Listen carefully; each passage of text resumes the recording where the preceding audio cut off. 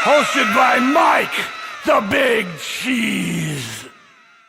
Hello, this is Mike. Hey there, Mike. How you doing? You got Buzz McGrath and Trevor Phipps from the band Unearth. Hey, Buzz, Trevor, what's going on, guys? How are you? Doing well, you? Pretty good, man. I got the call going on right here. Sick. Thanks.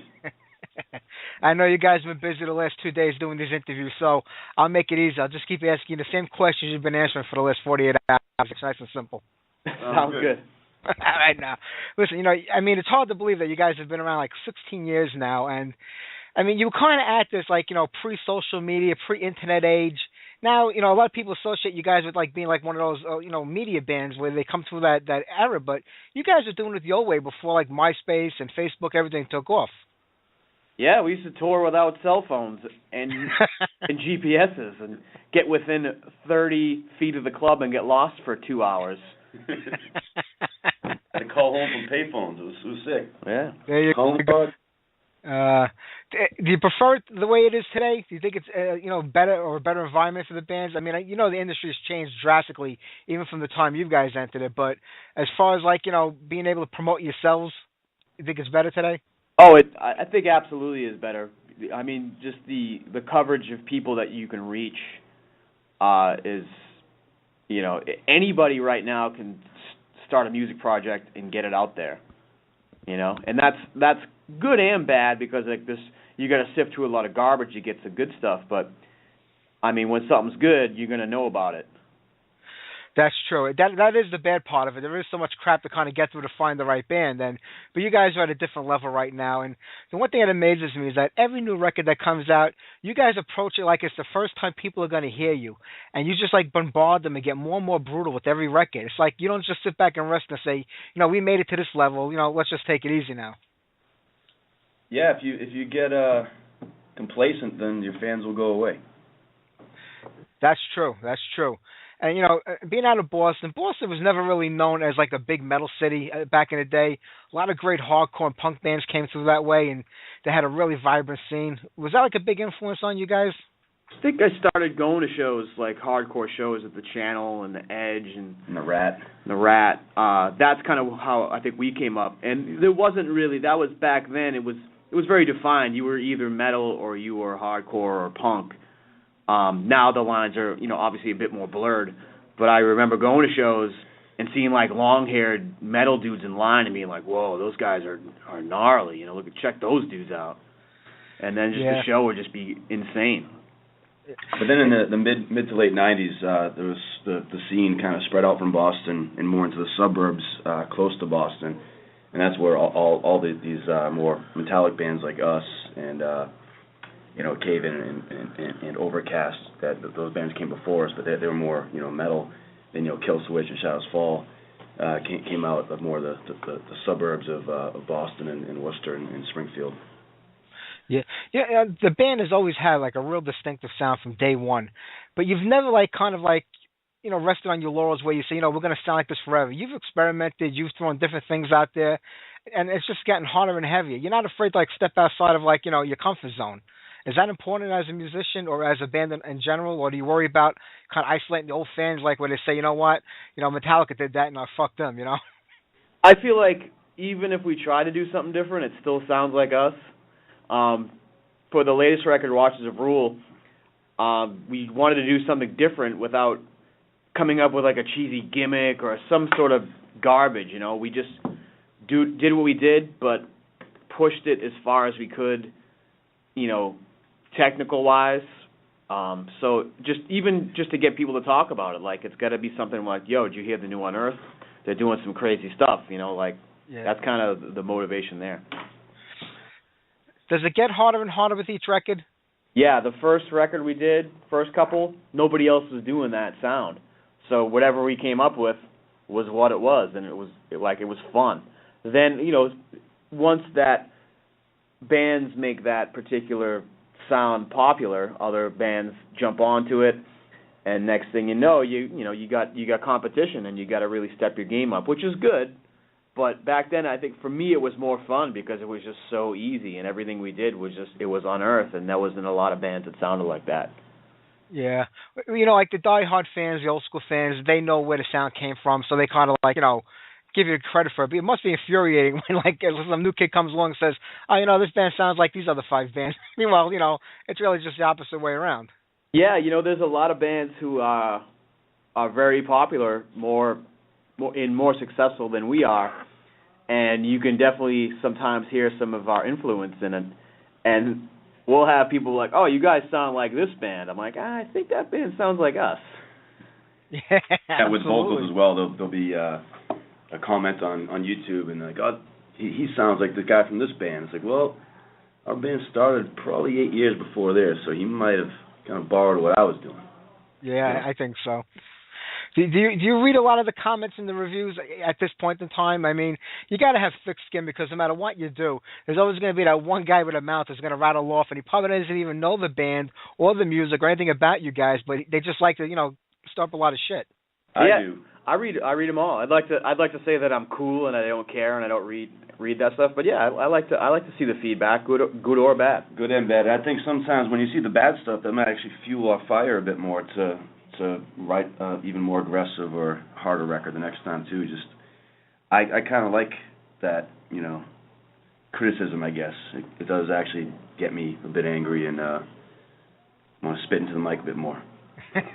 Well, is there any good criticism? I mean, people kind of say, well, I just didn't like this one record. I'm not crazy about some of the songs on there, but I still think they're a good band. But then there's the real vicious stuff that people just, go all off on. Yeah, there's some constructive stuff that interests me. Like they kind of point out things in the record, and it's constructive. And it may not be a positive review, but it's still like, all right, I can see this guy's point of view. But like you said, there's always some garbage troll just trying to get a reaction. And that, to me, is more comical. I agree. Would you ever let any of the opinions or the criticism you take influence maybe like your next record or the next song you're working on to accommodate those things? I think we just, whenever we get into the studio and start making music, it always just kind of, it has that Unearth thing to it, Yeah, absolutely. Well, the new record now on E1, you guys were on Metal Blade for a lot of years. I mean, how is it now? Is it better with E1? I mean, how important is a label today to a band? Because we know the business part of it is it's been in shambles for years, but it still is important for a lot of bands at your level. Is it better now with E1? I wouldn't say it was bad with our old label. It was a great home for years, but with this record, our contract was up with Metal Blade. We could have went back, but we wanted to have a shot around the world, to have a record in different places. With Metal Blade, it was one label for the whole planet, and we actually signed 4 different deals on this record. We did E1 over here. We're on Central Media in Europe, and there's a label in Japan and a label in Australia as well that are doing the record for us. And we're a worldwide touring band, so it's just kind of important for us to get the album out in different territories with a label that was focused in that spot. The label is the machine, like they have the plan. It's their business is getting the record into the hands of people and making sure everybody knows about it, which is something that's not like something that most bands can't really handle themselves. Yeah. Well, I mean, if you guys remember back in the 70s and even the 80s, it didn't matter what genre of music it was. You know, a band put out a record and it would be released October 1st in the U.S. and, you know, November 17th in Europe or somewhere else. But today with the internet and, you know, being able to get your music downloaded and stuff like that, everybody get the album really the same day it comes out pretty much anywhere in the world if they want it. And with social media, you could kind of get your name out there, like it says, in one big lump sum instead of like, you know, putting flyers up in every telephone pole in every city, in every state, every country in the world. So I guess just distribution is the most important thing about a label today. Yeah, I mean, and you know, people are going to get it on Spotify or they're just going to download it illegally, which is kind of, to me, I think the CD, the physical copy, is the special edition. Because people just get it on their iTunes even, you know, which is good because, you know, you get, you know, they're paying for the art. But for the most part, the CD itself is now the special edition, you know, copy. Yeah, that's kind of funny how things, I mean, I think it's a couple of years from now they're just going to implant the songs directly into our brain.